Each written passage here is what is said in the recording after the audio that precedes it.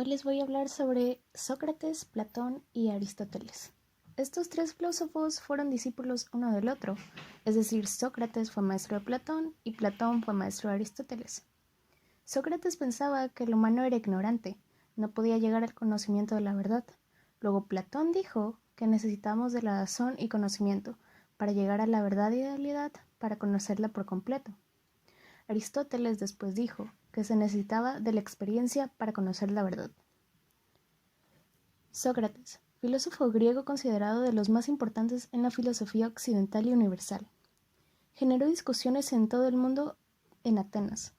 Nace en el 470 a.C. en Alopecia, de la antigua Grecia. Falleció en el 399 a.C. en Atenas. Tuvo una educación tradicional. Se dio cuenta de que la ciencia es la que busca el interior del ser humano. Su método dialéctico planteaba una de las proporciones en el cual se analizaban por medio de preguntas y respuestas. Los sofistas eran escépticos, y Sócrates pensaba que el bien y la razón son inmutables, críticos de la tradición religiosa. Solo les interesaba la verdad. La mayéutica es el método filosófico de investigación y enseñanza propuesto por Sócrates. Consiste básicamente en emplear un diálogo para generar conocimiento. Planteaban preguntas como ¿qué es la virtud? ¿Qué es la ciencia? ¿En qué consiste la belleza?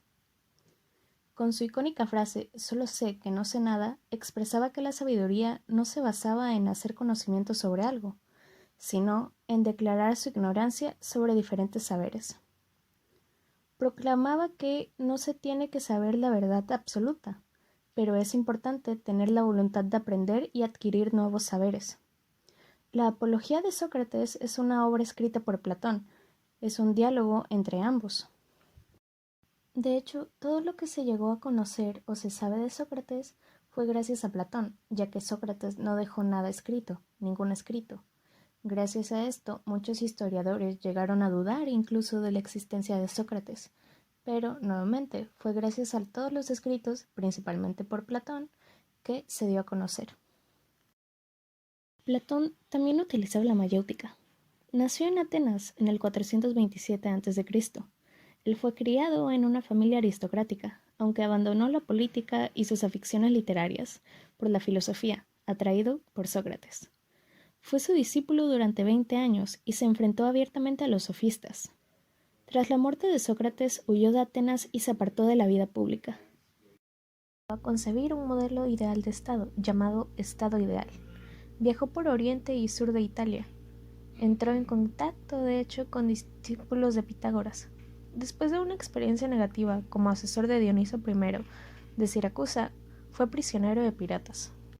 Luego de eso pudo regresar a Atenas y en el año 387 a.C. fundó una escuela de filosofía, la Academia. Esta era una especie de secta de sabios. Fue el precedente y modelo de las universidades modernas. Aquí se estudiaba y se investigaba todo tipo de asuntos. En ella se educaron personajes de importancia, tan fundamental como su discípulo Aristóteles. Los trabajos de Platón se han conservado casi completos, y la mayor parte de estos están escritos en forma dialogada. Platón pasó sus últimos años dando clase en su academia, y murió en el 347 a.C. Aristóteles decía que la experiencia es la que refuerza los conocimientos que ya tenemos. Nació en Grecia, en el 384 a.C. Fue sino hasta el 367 a.C. que fue enviado a Atenas y se unió a la academia.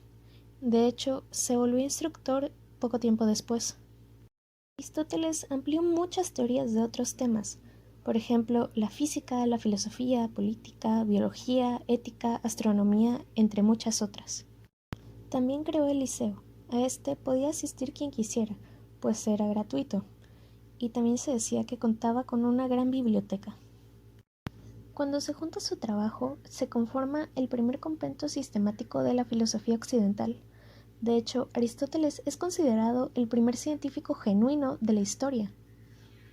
A pesar de que Aristóteles era muy valorado en la academia, este no era visto como un sucesor para Platón, pues había diferencias fundamentales entre sus filosofías. Pero tras la muerte de Platón, volvió a Macedonia, donde se convirtió en tutor de Alejandro Magno. Cuando vuelve a Atenas, en el 335 a.C., es cuando crea el Liceo. Sus anotaciones en biología están llenas de observaciones sobre variedades de formas de vida. Intentó y inventó una clasificación de los animales en función de las características compartidas. Un ejemplo podría ser el lugar en donde viven. Los escritos de Aristóteles incluyen debates sobre todo tipo de fenómenos naturales. Su tratado de filosofía incluyeron debates sobre la retórica y la importancia de la lógica y la metafísica.